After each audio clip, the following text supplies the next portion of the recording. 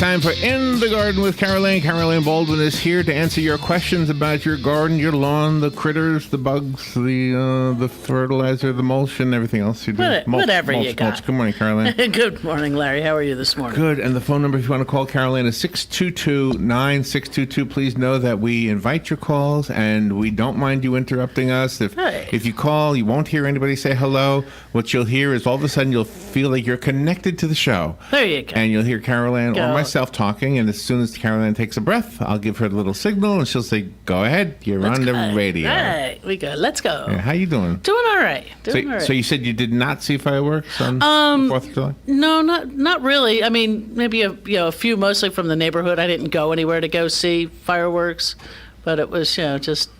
I get up early, like you do, but it's I know. It took a while to recuperate. So on the day we went to the top of the world. Oh, okay. And the thing was packed. So you have to wait a long time to get out of the parking lot. Right. Yeah. So we're waiting in the parking lot. People are shooting off fireworks in the parking lot. Right. And of course, the guys who are, I guess, the security guys on the golf traffic, carts, right. They have to figure out how to get over there with all these cars in the way. Right. And they did. They figured out. And then there was another thing. You know those Chinese lanterns, the floating bags that people... Oh, yeah. Somebody did one of them. Oh, wow. There's no water around, right? But luckily we're wet. I mean, it's not like we have a dry. It's not like we're having a dry summer this year. Yeah. And so it did land in some grass, and we sort of just watched it smoldering, and somebody poured water on us. So, yeah, unbelievable. It's just come on, a little consideration for things. I mean, the setting off of fireworks and things like that. Yeah. The same way with fireworks later. I know it has nothing to do with gardening, but we were speaking before we came on the air that I had a neighbor then setting off fireworks. Let's see, the 4th was After Wednesday, and I want to say it was either Thursday night or Friday night. I don't really remember exactly, but it's like, really, come on, it's the holiday is a one-day thing. I understand that some of those fireworks places stayed open a few more days, but did they really? I think usually they're gone that night or the next morning, boom, they're gone. But I think I saw a couple of them that were still open, trying to sell a few more probably, or whatever. But, setting them off the next, 2-3 nights later, I understand it's a weekend, whatever. Some of us get up early all the time. We have to. Like you gotta. Don't appreciate your neighbor setting off the whole barrage of fireworks at 9 o'clock at night when you're getting up at 4 a.m. We as human beings like to be part of a trend, I think.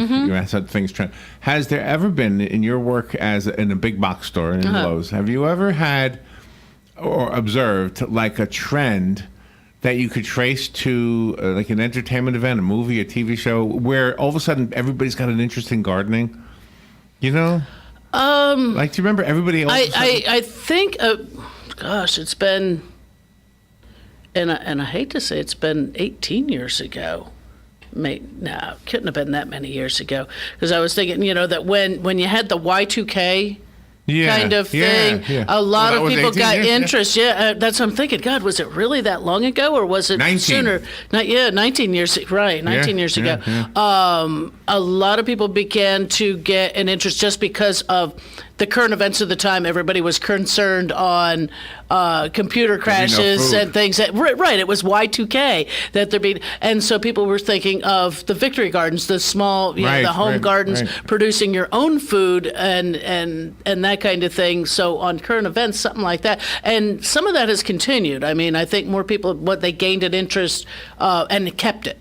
When they realized that we don't have a problem with chain of supply here in this country on food. I think a lot of it now has become, now I know what's in my food. Some of that interest, we've become a little more conscious on those kind of things. And so the home garden continued and maybe expanded a little more. Did I tell you about the rooftop 1 acre farm in Brooklyn? I don't know if you told me about that one, but I know I've heard of stories up on top of high-rise buildings and things like that where they... So a lot of the landlords... There's a trend right now, putting gardens together on top of buildings. Right. And some of them are immense. Yes. So there's one building in Brooklyn, and apparently it's got a 1 acre footprint, which means the top of the building is also 1 acre. Right, it's approximately, what is that, 40,000 square feet? Oh, is that right? Oh, it's a little more than that. But so they had a person come out and say, will this support a farm? Right, you got to have an engineer, right, to support that weight. Because it's going to be a lot of weight. Yeah. So what they did was, and so the answer was yes, and what they did was, and I don't know the details, but they put 3 layers of whatever and then dirt so that the 3 layers somehow protect the roof or whatever. Could be, right. And it could have been something in order to draw excessive water away so that it's not. But listen to this. Listen to this. 50,000 pounds of produce every year come from that 1 acre. Wow. That's not bad, huh? That's a lot, because probably a lot of it may even be vertically grown. It looks just like a farm. If you looked at it, you didn't even realize you were, 40 stories up or whatever. Off the ground. Wow. Yeah, you didn't even realize. I'll have to look that one up. Because, nowadays they have found, and there was a trend towards vertical growing for agriculture. Because you can produce way more produce more produce in a smaller footprint using vertical agriculture, but you're usually doing in a greenhouse kind of setting in those senses. Then go your regular traditional row type thing. Can you see that? Oh yeah, that looks just like a normal farm. It sure does. Except it's got like air conditioning units. Yeah, and it's poking up out of the top of it. What's the building? No, what's the site? Which one? This one? The website. Oh, the website. What did you look up? Oh, I just Googled rooftop building in Brooklyn. Okay. I mean rooftop farm in Brooklyn. Rooftop farm? Yeah. There's a picture of it with from a drone or something where you can see the skyline. Okay. Isn't that amazing? Let's see. Rooftop farm, Brooklyn.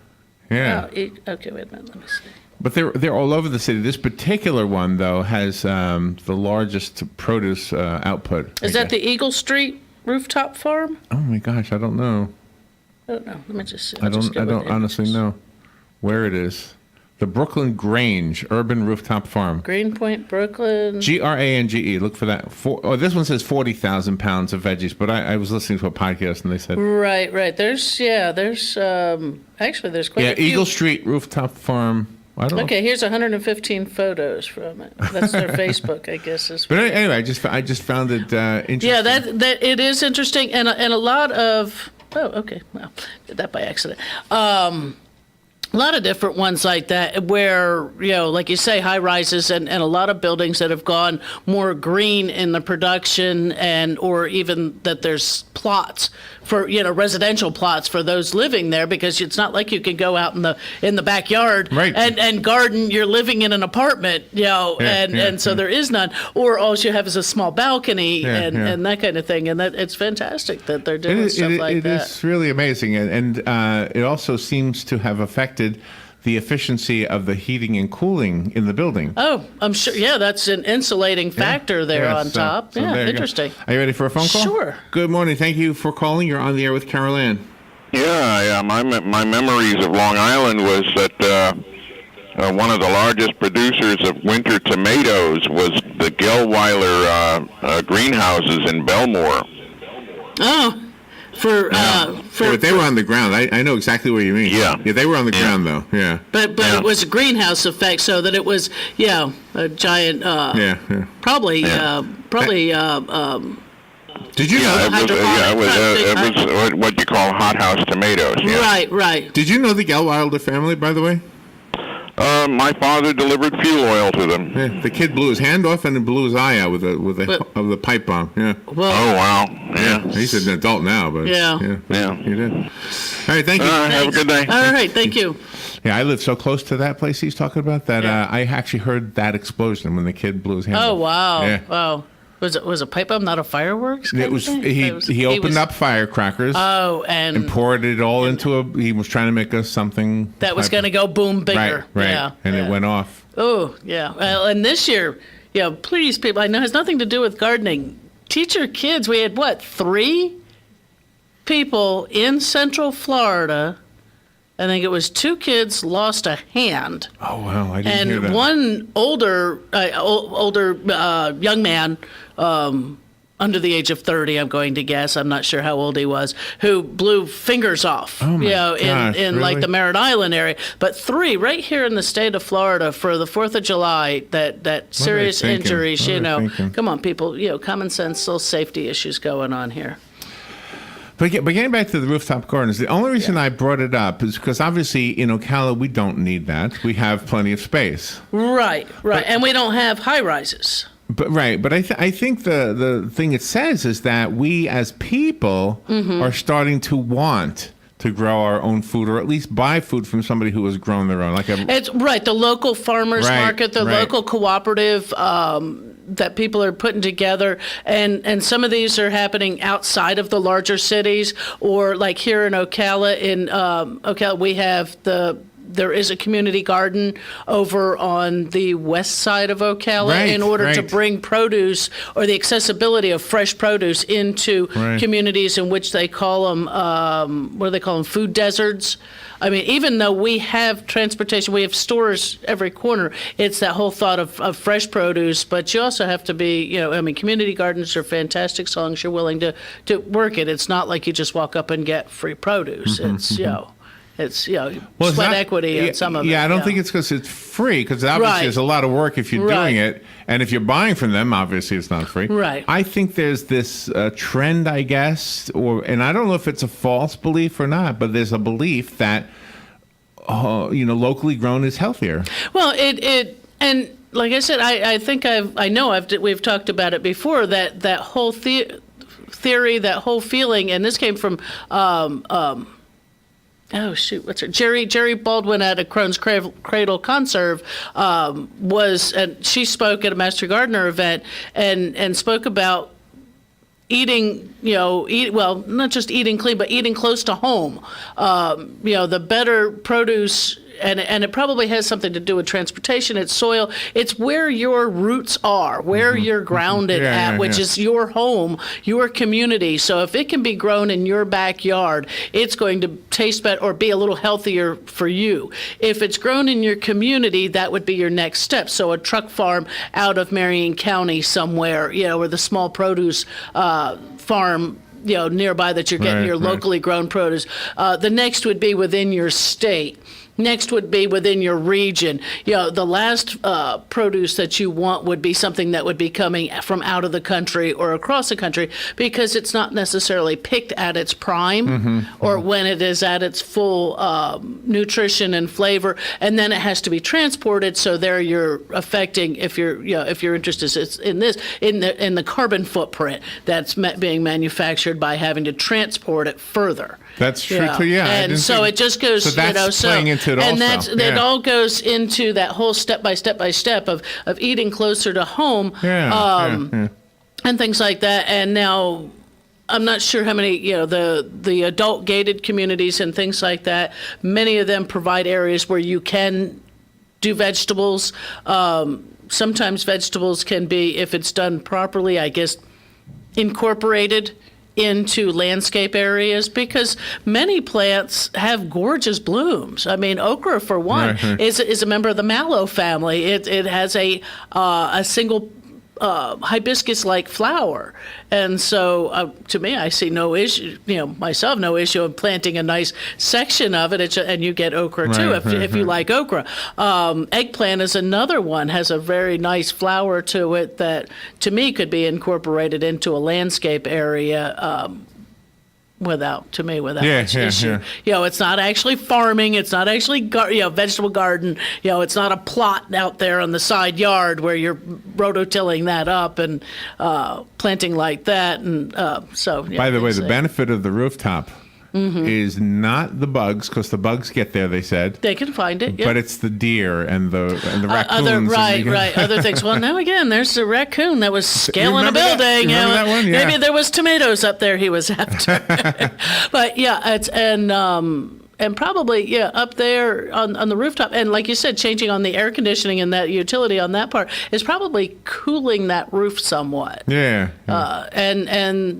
the clean air that's created from it. I mean, rooftops. Plus- why wasted space? Plus, the kids in the building just say, and they probably like going up there because it's like going to a park and it's right upstairs. Right, right. It's right up on the top. And that one looks like an actual farm, not just Yeah, You right. could. I mean, because some buildings I have seen and read articles on where they do like raised bed plots where a family this would be theirs to be able to garden in, and it also is an and a gathering place for that apartment building community. I mean, you figure an apartment building, a condominium building, is a small community in its own. Sure, yeah. And so it does give Sometimes that kind they have of their own zip unity. code, right? They can if they're large enough, yeah. And that it is its own community and can become a gathering place within that area, within that community. And really, if you were just doing it for your own home, as Mm-hmm. you mentioned before, it doesn't have to be that big. No. Over at the extension office for years, I did one garden plot, and it was demonstrated usually during the spring festival, that I called the family bed. It was 4 by 24 feet, so 96 square feet of planting area. This is something you might have along a fence, a sunny fence I hear you, kind of thing. yeah. You're only coming out 4 feet. So you can reach in there, and actually, if you can't get all the way around it, 3 feet would probably be better. So you get a little smaller. But I could grow enough stuff in that bed to feed my family. Yeah, easy. Yeah. On a regular basis. It was a rotational, you had green beans, you had your squash, you had cucumbers, tomatoes, peppers, and you can fit all of this in there. You may not have had a huge overabundance to put by, to freeze or to can, but you might, or you could. You could have planted successively where you have a few for dinner, and we're going to go ahead and freeze the rest of these and things like that. So here's a direct question about what this show is about. Mm-hmm.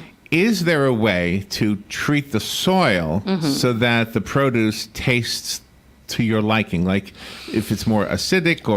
not to change the flavor per se, but if you amend and make healthy soil and keep that soil healthy, that's where your flavors... where they say, that, lost flavor comes out of commercially grown tomatoes and things like that is because the soil is used up. So if you keep and you amend your soil and you put compost back in and you put manures back in and things like that and just build up a nice healthy soil, your produce should have a better flavor. And nothing tastes, better than, you could, if you go out and you grow your own green beans and, you grab and bite one. I mean, that just tastes so much better than the batch you just bought at the grocery. And even down to, it sounds silly, green peanuts for boiled peanuts. I don't know, when we grew green peanuts a few years, and you get them all harvested off and you throw them in the pot for boiled peanuts, and they just tasted so much better. I mean, you didn't even get to finish cooking them by the pot was gone. Oh, see, we'd have them eaten before they were actually finished. It's kind of like olives for me because I never liked olives, and I watched people eating olives like they were the most delicious thing on the planet. And I always hear this about the boiled peanuts. I actually haven't gone there yet. So. And it's funny. I have a friend, and she's a local native to the area here, and she never liked boiled peanuts. No, really? Never. And her father used to cook them up and this and that. One time, my husband had made a pot of peanuts, and we took them over to a party that they were having at their house. And he says, and she's got, no, I don't like them. He goes, just try one. Just try one of mine. She was sitting there eating bowl after bowl of them after that. All right, I got to try some. But you got to try. I'll have to get you some them? of our. You don't eat them. You don't eat the shell, take right? the shell off. Just like a regular. Right. Okay. But the ones on the roadside and the ones in the can generally are not as good. Really? I thought the roadside homemade. would be really good. No, they use a big peanut. They use the kinds at the convenience store. They're no good.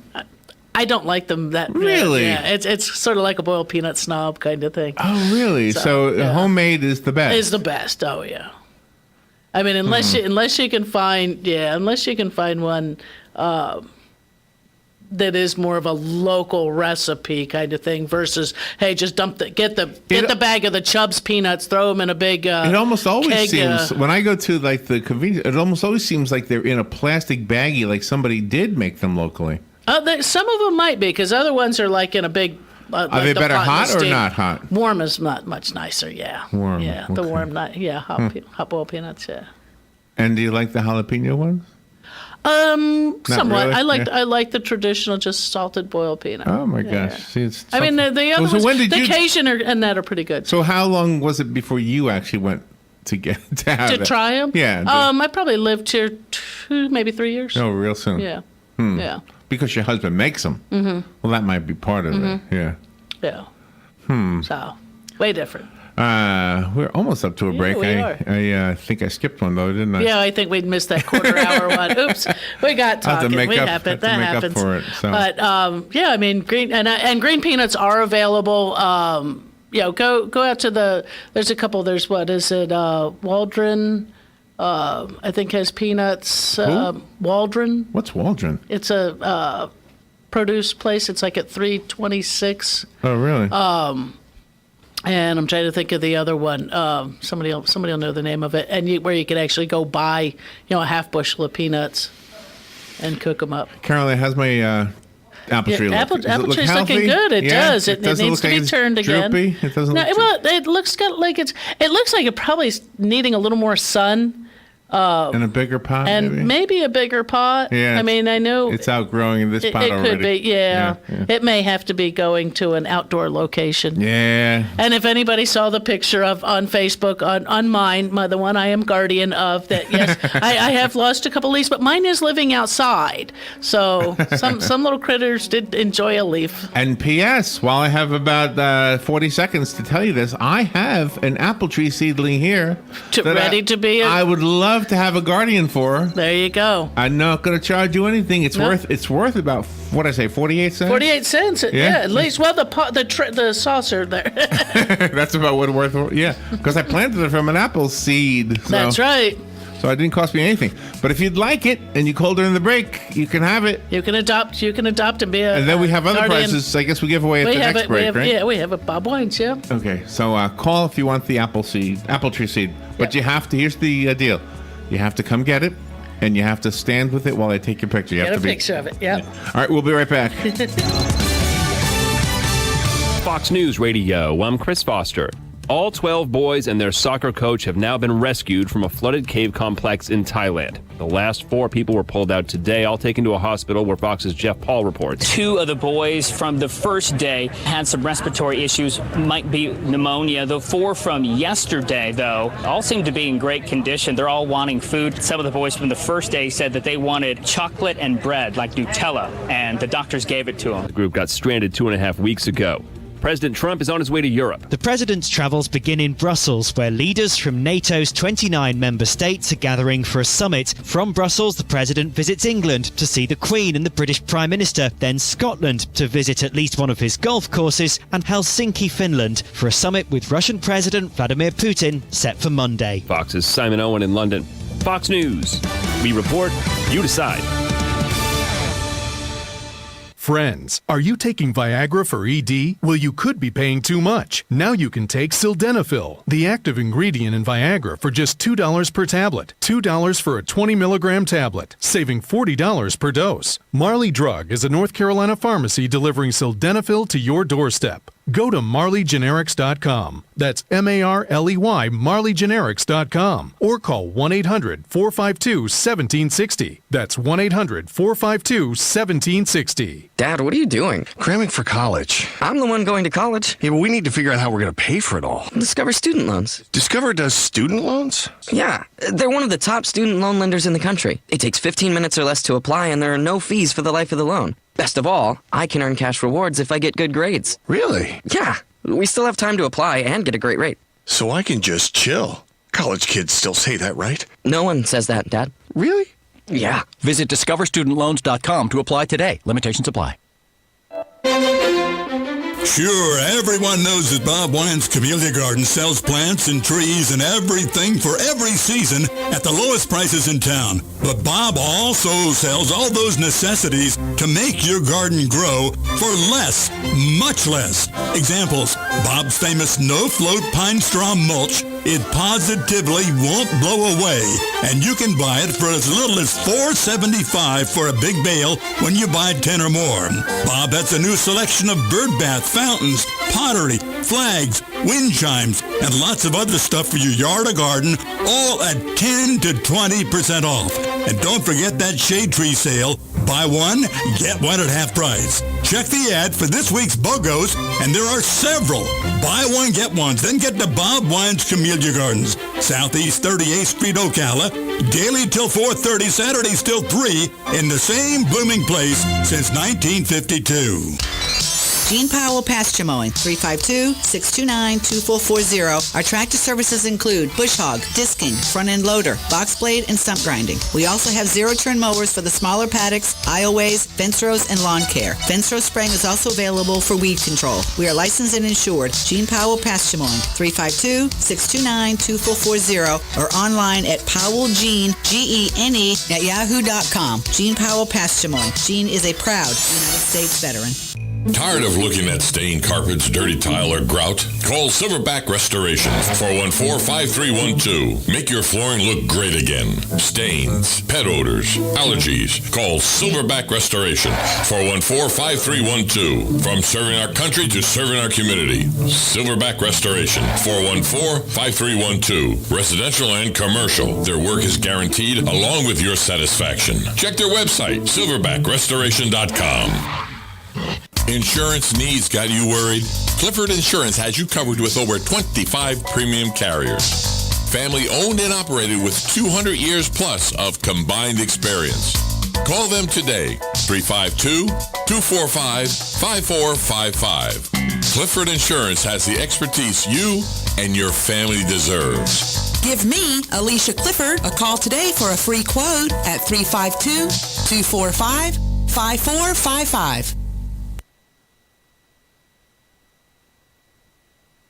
I think that was our cue right there, Caroline. So we were looking for rooftop gardens in Ocala. Yeah. And I think that Google search I did was just it. I think they just took the word all garden. the different, garden or rooftop, whatever. So, it wasn't. But there's not one here at the mall, according to. No. I'm looking at Google Earth, and Right. unless they put one up there after the picture was taken. Yeah, I don't know. But it did say over the what's it called or Except Express, Mandarin which is Express. the little Chinese place in Right. the food court here.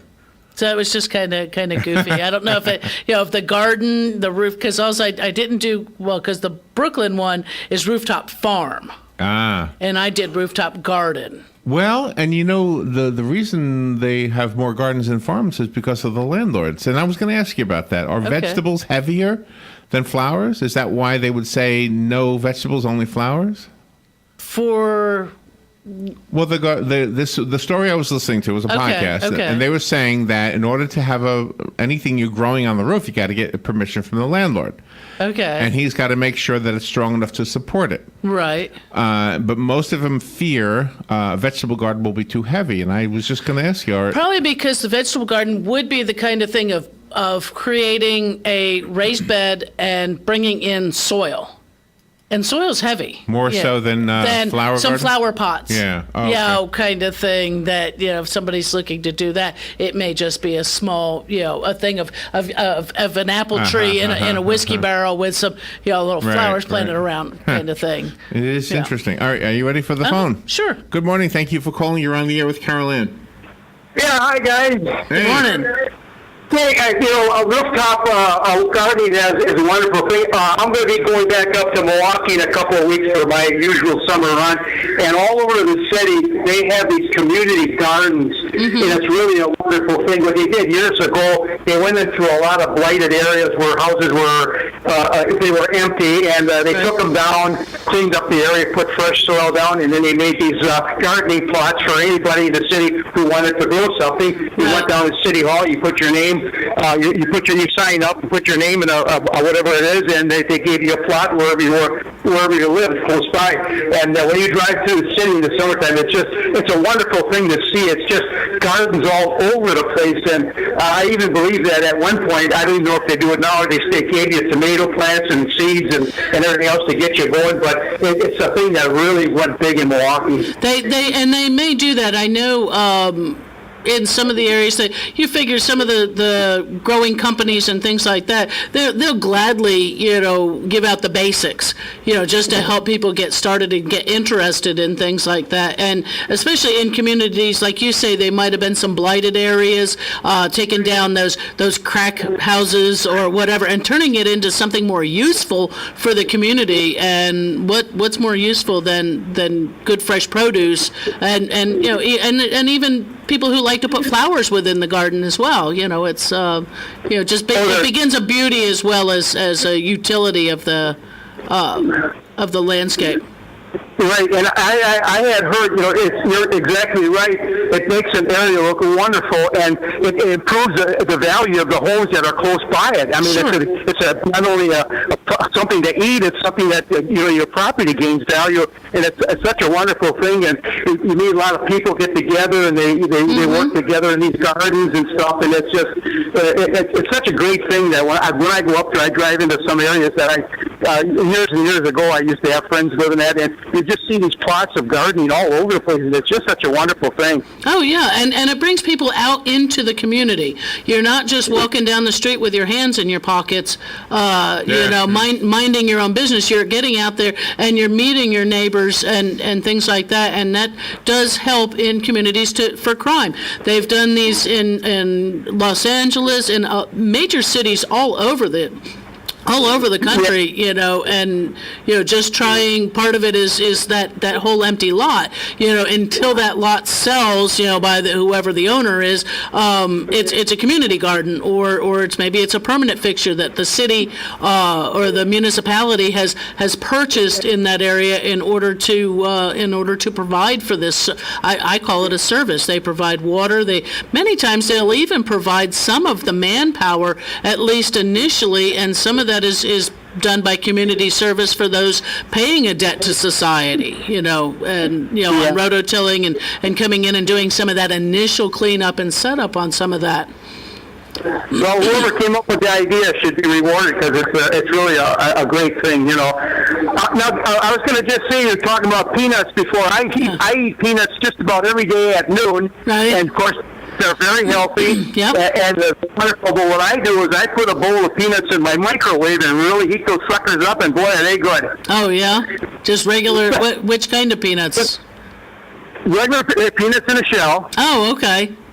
And I give them a blast a couple of minutes until they start taking a little bit of a brown color. Right. And pull them out, let them cool down a little bit, and boy, they with a can of beer or something, you can't it gives that, heaven. Gives that fresh roasted flavor, and on that. Exactly. Yeah. And as far as boiled peanuts, I never cared for them. They're just the texture, they're soft and squishy. I just think I don't care for that. There's some people, and that's with some people it is a texture kind of thing that they can't get into. But I like my boiled peanuts. It's a funny thing up in Wisconsin that you never see boiled peanuts. No, it's something that's on the south end of the Mason-Dixon line. It's only because probably more than likely it's because the green peanut doesn't grow up there so much. Yeah, the peanuts that are grown, like even in say Virginia and places like that, are all grown normally for the candy industry. And even some of ours are. It's a commodity. It's one of those things that's a protected crop. Some of it's grown for peanut butter. The peanut industry. The green peanut is grown here in Florida, mostly in Georgia. So that can't be a roasted peanut. It's two different peanuts, huh? Yeah, they are, but I mean the small, to me the better peanut for green peanuts is a small peanut that I think some of it, I'm not sure exactly where all of that goes to, but the green peanut is not necessarily as regulated as the roasted peanut or the roasting peanut is, but. Well, all I know is when I go back up on vacation, I've got a couple of friends that I got to take boiled peanuts to. Otherwise, they don't like me too much. Well, make sure you get it. Actually, see if you can just take the raw ones up. Let them boil it or whatever. Yeah, let them cook them fresh for themselves. Yeah. Do it yourself. Yeah. Yeah. Okay, thanks a lot. All right, thanks for calling. Home recipe, right? Yeah. And looks like you have another call coming in. Fantastic. Good morning. You're on the air with Carol Ann. Good morning, Carol Ann. Hey, Sonny. How are you? I'm calling in reference to the good old lawn. Okay.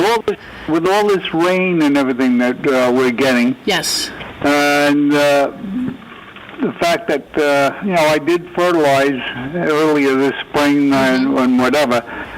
The fact that the grass is growing so fast and everything, isn't that like sucking the nutrients out of the ground? Or should I think about a fertilizer or something? Not a traditional fertilizer. No, we're getting so much rain that if you put a traditional 1608 lawn fertilizer down, the lawn cannot take it up fast enough before the heavy rains will wash it away, causing a pollution problem.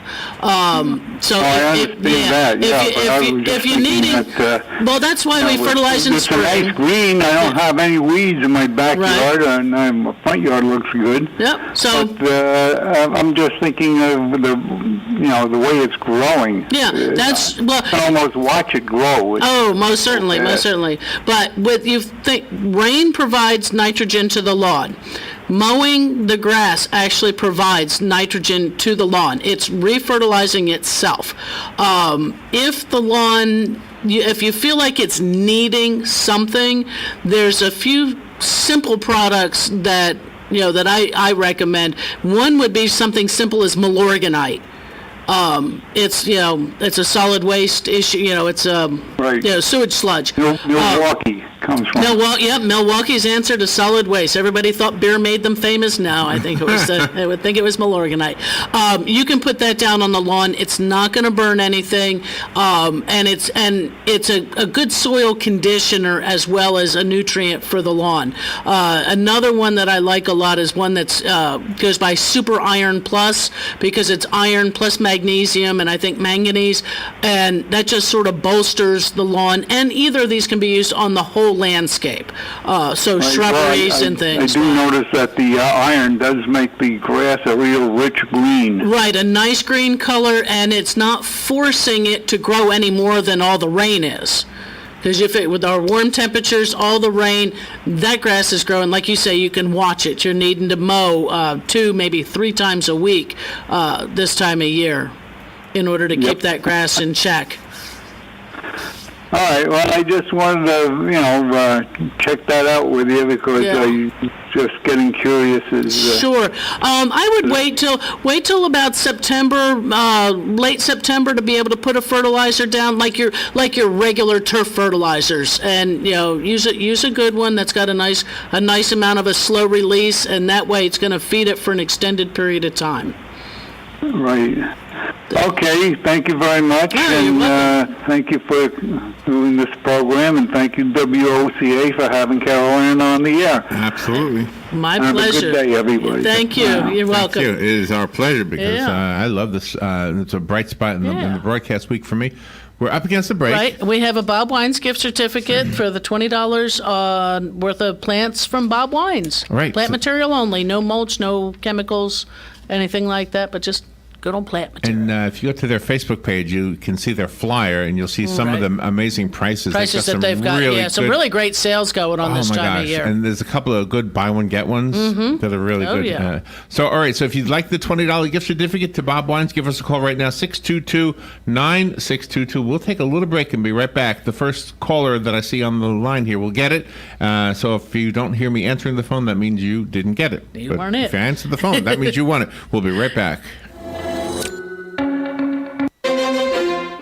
Sure, everyone knows that Bob Wine's Camellia Garden sells plants and trees and everything for every season at the lowest prices in town. But Bob also sells all those necessities to make your garden grow for less, much less. Examples, Bob's famous no-float pine straw mulch. It positively won't blow away, and you can buy it for as little as $4.75 for a big bale when you buy 10 or more. Bob has a new selection of bird bath fountains, pottery, flags, wind chimes, and lots of other stuff for your yard or garden, all at 10 to 20% off. And don't forget that shade tree sale. Buy one, get one at half price. Check the ad for this week's BOGOs, and there are several Buy one, get ones. Then get to Bob Wine's Camellia Gardens, Southeast 38th Street, Ocala. Daily till 4:30, Saturdays till 3, in the same blooming place since 1952. Gene Powell Pasture Mowing, 352-629-2440. Our tractor services include bush hog, disking, front end loader, box blade, and stump grinding. We also have zero-turn mowers for the smaller paddocks, aisleways, fence rows, and lawn care. Fence row spraying is also available for weed control. We are licensed and insured. Gene Powell Pasture Mowing, 352-629-2440, or online at powellgene, Gene, at yahoo.com. Gene Powell Pasture Mowing. Gene is a proud United States veteran. Tired of looking at stained carpets, dirty tile, or grout? Call Silverback Restoration, 414-5312. Make your flooring look great again. Stains, pet odors, allergies. Call Silverback Restoration, 414-5312. From serving our country to serving our community. Silverback Restoration, 414-5312. Residential and commercial. Their work is guaranteed along with your satisfaction. Check their website, silverbackrestoration.com. Insurance needs got you worried? Clifford Insurance has you covered with over 25 premium carriers. Family owned and operated with 200 years plus of combined experience. Call them today, 352-245-5455. Clifford Insurance has the expertise you and your family deserves. Give me, Alicia Clifford, a call today for a free quote at 352-245-5455. All right, 12 minutes before 10 o'clock. Carol Ann Baldwin is here. This is called In the Garden with Carol Ann, and the hour is the fastest hour we ever have. It does go by rather quickly. It goes too fast, yeah.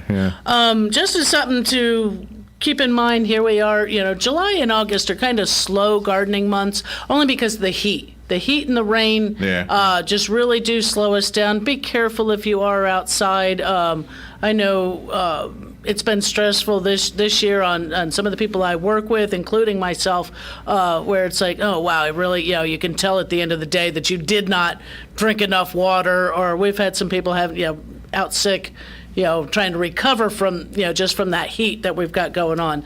So be careful. Do your gardening early in the morning. Stay hydrated throughout the day. Once you feel thirsty, it's too late. You're already dehydrated. So they say, yeah.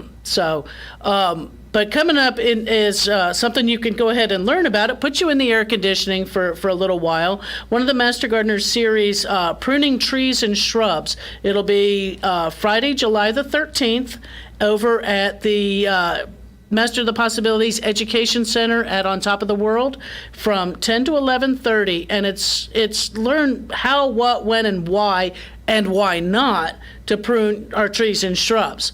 Why not? Learn why we really don't like you to create murder.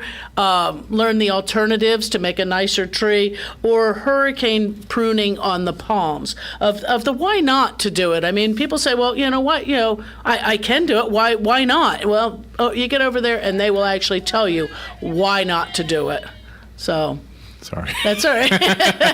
Did you say I had a phone call? You do have a phone call. All right. Good morning. Thank you for calling. You're on there with Carol Ann. Good morning. Good morning. This is Mark. Yeah. We go back to the peanut again. Yeah. My grandfather lived in Ellerville, Georgia. Okay. And he had about 700 acres of peanuts, corn, and all kinds of good stuff. Wow. He used to sell peanuts to Jimmy Carter's father. Okay. Okay. Now, peanuts, the small ones are called Valencias. Yes, love the Valencia peanuts. The large ones are called Junipers. Okay. And there's probably several hundred varieties of peanuts. Sure. But we used to pull them right out of the ground and just shake the dirt off of them. Yeah. And then you just take some water and wash the rest of the dirt off and pop them right there raw. And you could take peanuts and chop them up with some cabbage, raw carrots, corn, and everything. You can make a nice, delicious, natural salad. Oh, wow, there you go. And we used to eat them just like that. Boiled peanuts we would take and, of course, boil them in the big wash pot and put some ice cream salt. Okay. That's the best way. In the wash pot and boil them down good, and until they get, you have to keep tasting because they can get too salty. Yeah. Oh, yeah. And then my grandfather, used to take a skillet. Okay. And he would put sand in the skillet. Okay. And then heat it real hot. And put the peanuts after they dried. When you pull peanuts out of the ground, you have to stack and let them dry. Right. Yeah, and once they get dry, then the dried peanuts, you put them right in that sand in the skillet and just keep shaking the skillet. Don't let it sit. And they won't never burn. They'll just have a nice, even brown inside. Yeah. That sounds good. And somehow the sand preserves the taste of the peanut. Okay. By the way, I attended school at Tuskegee. And at Tuskegee, they got a museum there called the George Washington Carver Museum. Okay. And he invented or created over 300 items for the peanut. Right. And he never got a patent on any of it. Wow. Yeah. So at Tuskegee, the endowment comes from like Henry Ford, DuPont, Rockefeller, the Thrashers, the Cambridge. They got the patent, but they got a great endowment there at Tuskegee from those big companies. But the peanut is a very nutritious product. It is. And I tell Larry, too, that they'll put some lead in your pencil. All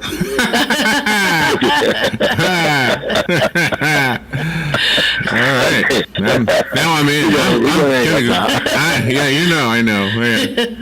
That's great. That's great. What a wonderful story. I love that. Thank you, Mark. Thanks. Fun. Yeah, that is. And that makes sense because that sand in that skillet is going to keep that from scorching. So that sand gets good and hot, helps to roast that. Gotta get the sand off of there before you eat it. But I bet it doesn't really stick. Unless you want well. a peanut sandwich, maybe. Yeah, well, they're bum chain. But I bet the sand doesn't stick to them.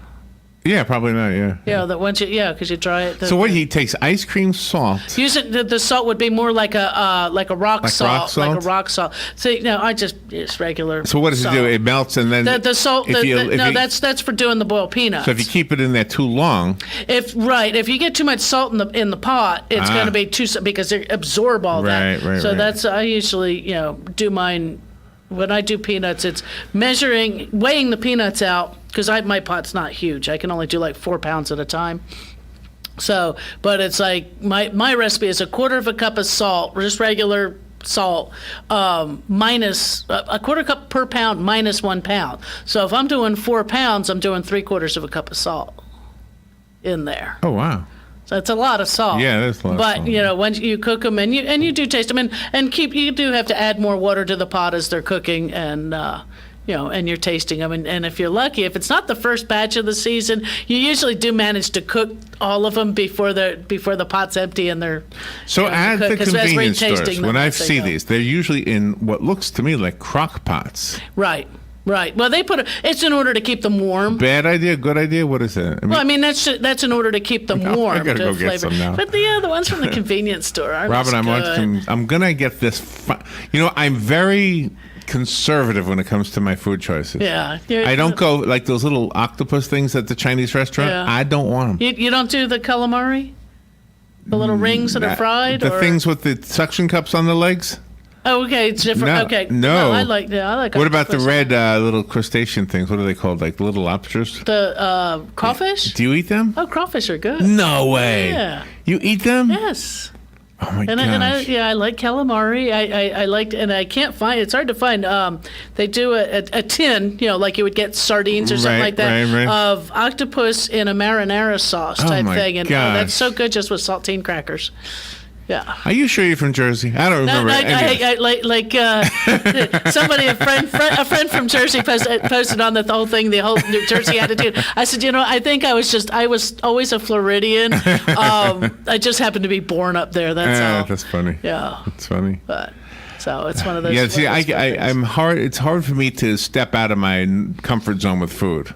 Oh, see, I'm willing to try stuff. But especially, I think especially if somebody, if we're trying it, as a group kind of thing, going, hey, or if one person goes, I brought this, I think you will like this. Yeah. And then it's kind of going, okay, well then you must know a little bit about my taste, or what you think my taste would be. And usually, if it doesn't bite me first, why not?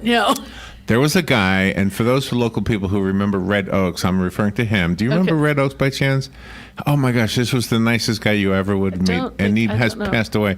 But he brought me scorbum or something like instead of maple sorghum. Instead of maple syrup, right? Because he heard me talking about it, and okay, it was something in a news. And he brought me a whole gallon of it. Oh, and I'm not a big fan of the sorghum. Red was such a nice guy, and if he was alive, he'd probably laugh at me saying this. I didn't like it at all. No, that's it. Yeah, it just wasn't my thing. But yet it was like a Southern thing, and so everybody who grew up around here, well, no, not everybody. It. There's I think that's another one of those things that you had to have grown up with it. Yeah, I guess so. To truly enjoy it. But hey, I like boiled peanuts. I like grits. I like okra and tomatoes. I love grits. I'm going to go for the boiled peanuts now. It's going to be my new your next thing. Stretching. I will have to. Don't get them at the convenience store. Why? Let me make some and I'll bring some in. Well, then no. Because then they're going to taste better. No, let me tell you what this is like. When I was in California, I had never had a taco. This was 1977. Okay. And everybody out there says, "You're kidding me! You never had a taco." And I'm telling you, I don't remember. I don't think Ocala had any Taco Bells or anything at that time. At that time, right. Okay. So I said, "No, I never had one." And they all said, "Don't get it at Taco Bell, whatever you do." And so they said, "You got to get it at a real Spanish or real Mexican restaurant, right?" Right. And because they're going to taste better. I found one. Okay. And then next door to it was a Taco Bell. So I thought, well, let me try the two. Okay. Do a comparison. And they were right. The Mexican one was better. Well, that's just like going for a hamburger. But the Taco Bell wasn't bad. If you've never had a hamburger in your life, you came from a country that did not do commercially manufactured hamburgers. I would take you first to one in a restaurant before I would take you to one in a fast food joint. So, but still, a McDonald's hamburger is not the same as oh gosh, you know the IHOP is selling these big old hamburgers. Are they now? Yeah. But of course they are changing their name back to IHOP instead of. I know. I didn't. That was just a big publicity stunt. But anyway. But that was. It's too fun. I like the show. But that's You gotta try them the right way. Okay, so you can try them at the convenience store, but you can't be jaded. You can't be jaded by that, and that before you have you have to have. And there's a gardening connection right there because you have to grow peanuts. That's right. Thank you, Carolyn. That's always so Larry. fun. Always a good time. Thank you for what you do. You have to work today? I sure do. Yep. Fun. You do this and then you got to do that. Got to work. Yep. Thank you, Carolyn. All right. Thanks, Larry. We'll be right back.